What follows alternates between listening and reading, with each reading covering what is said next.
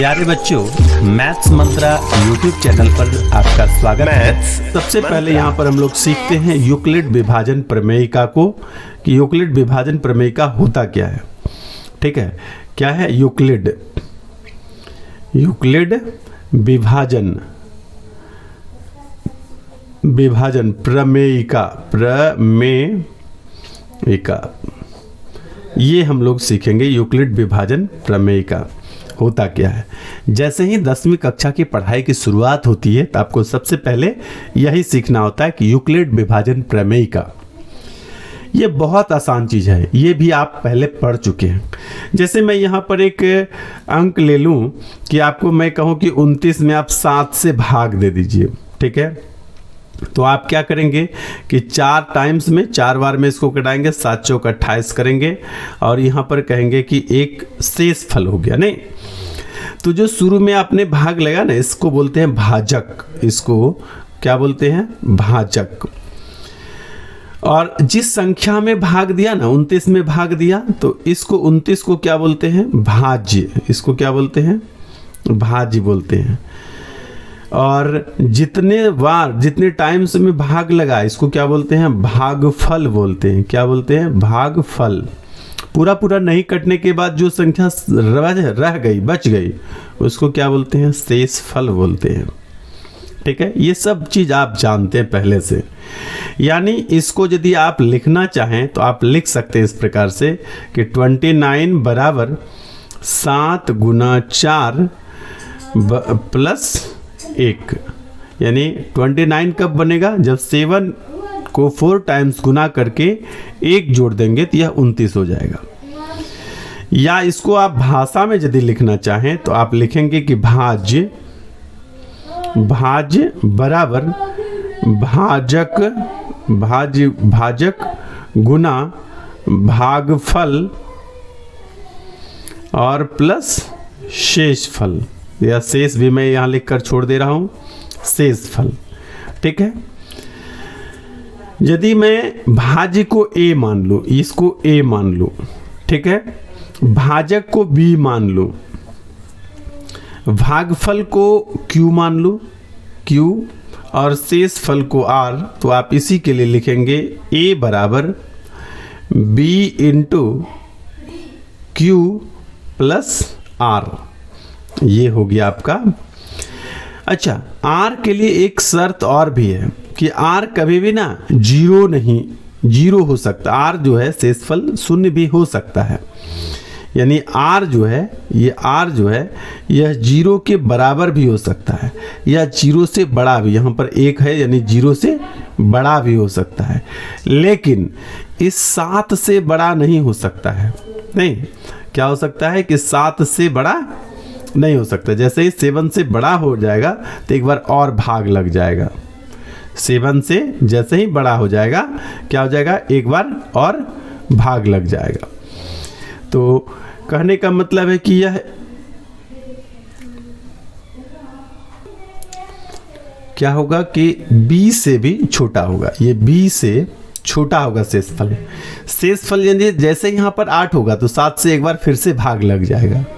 यानी शेषफल जो होगा वह भाजक से हमेशा छोटा होगा। ठीक है, तो ये भी एक लागू होता है।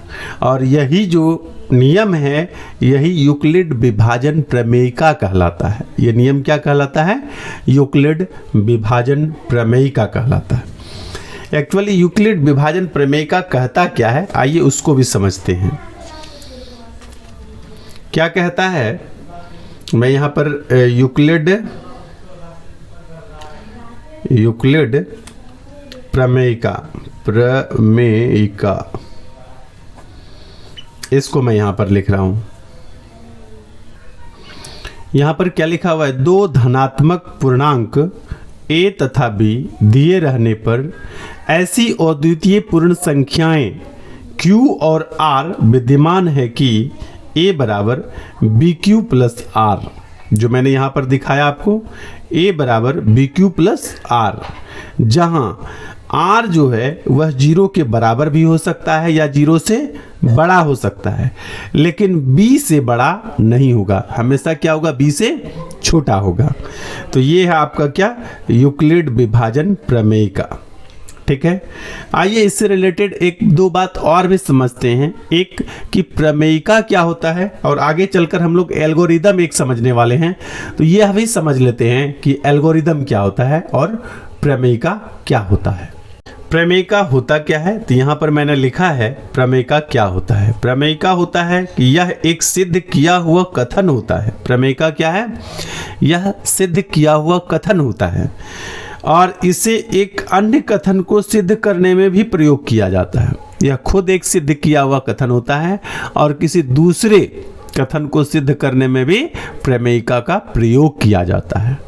अब एल्गोरिदम क्या होता है, एल्गोरिदम जो होता है यह एक सुपरिभाषित चरणों की एक श्रृंखला होती है जो एक विशेष प्रकार की समस्याओं को हल करने की विधि प्रदान करती है।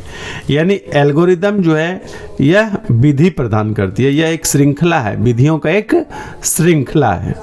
और प्रमेयिका क्या था, यह सिद्ध किया हुआ कथन था और इसको अन्य कथन सिद्ध करने में मदद मिलती थी। तो ये अंतर है एल्गोरिदम और प्रमेयिका में।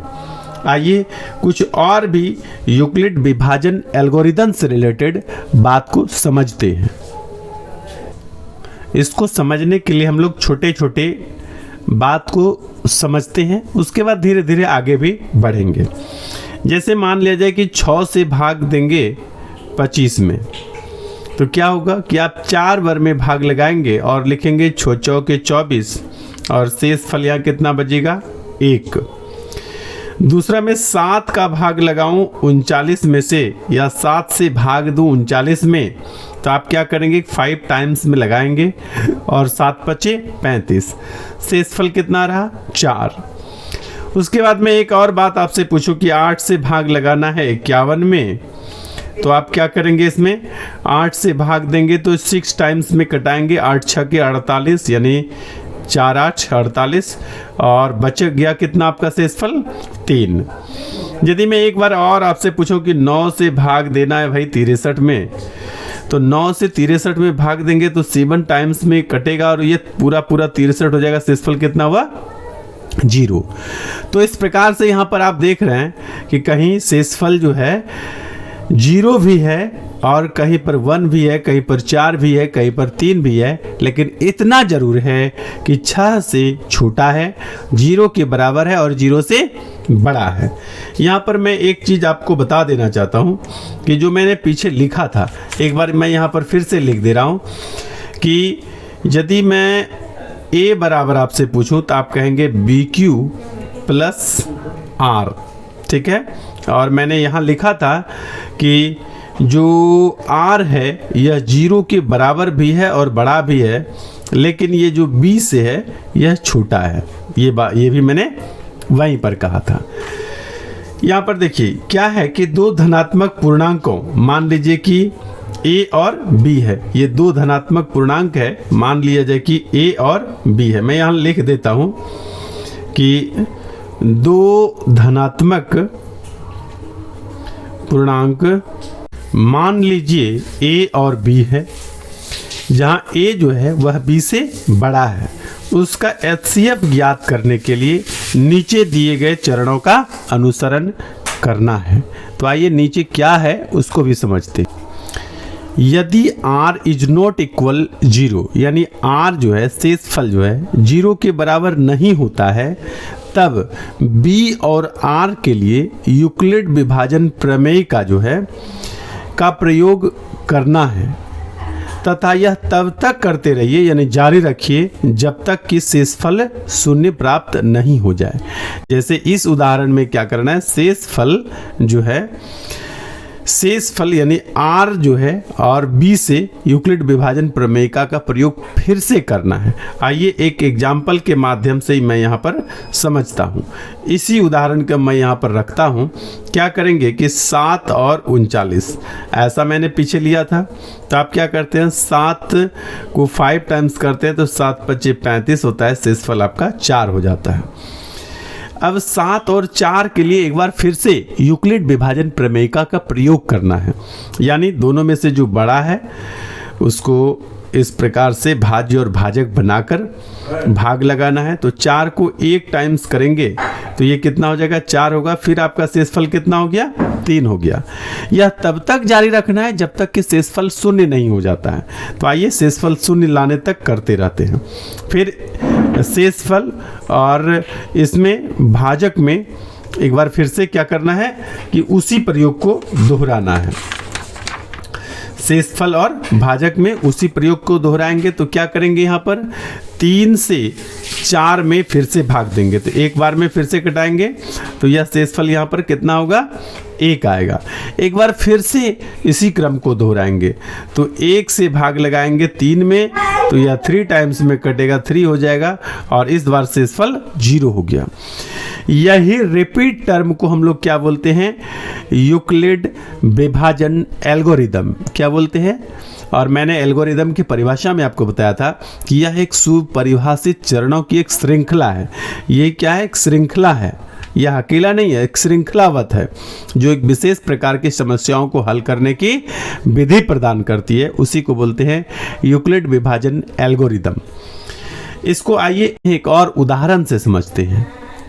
यहाँ पर उदाहरण के तौर पर मैंने लिया है 4052 और 12776 का HCF ज्ञात करना है। और कैसे ज्ञात करना है, यूक्लिड विभाजन प्रमेयिका के माध्यम से ज्ञात करना है।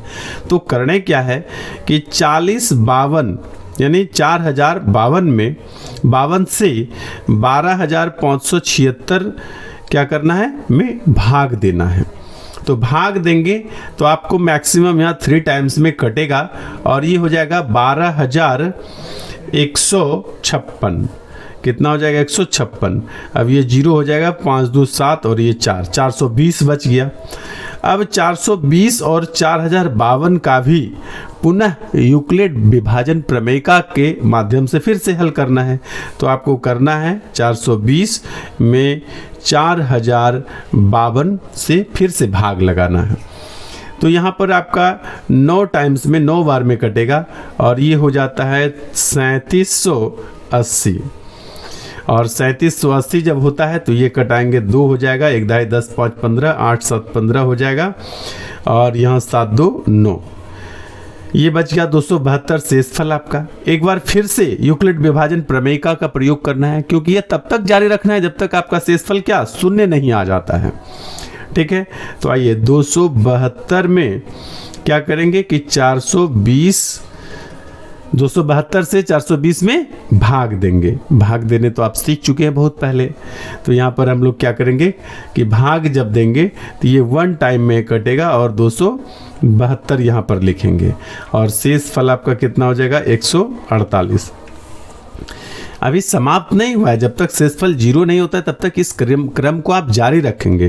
तो एक बार फिर से 148 से 272 में भाग लगाएंगे तो कितने टाइम्स में कटेगा, फिर एक बार में ही ये कटेगा तो 148 हो जाएगा और घटाने के बाद फिर आपका कितना हो जाता है, यह 24 बचेगा। ठीक है, 24 बचेगा, 1 दाई 10 2 12 8 4 12 और यहाँ पर 6 बचा, 4 2 6, ठीक है 24 बचेगा। और उसके बाद अभी समाप्त नहीं, शेषफल आपका 0 नहीं आया है। तो शेषफल 0 जब तक आता नहीं है तब तक आप इस क्रम को जारी रखेंगे, यानी 24 से एक बार फिर से 148 में भाग देंगे तो कितने टाइम्स में कटेगा, 6 बार में कितना होता है, 144 और 44 4 48। एक बार और इसी क्रम को दोहराना है। कब तक दोहराना है, जब तक कि शेषफल आपका 0 नहीं प्राप्त हो जाता है। तो चलिए 4 से 24 में भाग देंगे, इस बार 6 से करेंगे तो 6 चौके 24, इस बार आपको क्या हुआ, शेषफल 0 प्राप्त हो गया। और जैसे ही शेषफल 0 प्राप्त होता है तो अंतिम में आप किससे भाग लगाएं, आपका भाजक क्या होता है, 4, यानी आपका जो HCF प्राप्त होता है क्या होता है, HCF बराबर में यदि यहाँ से पूछो तो ये कितना हो गया, 4 हो गया। यही आपका आंसर हो गया। यानी यूक्लिड विभाजन एल्गोरिदम के माध्यम से आप HCF निकाल सकते हैं।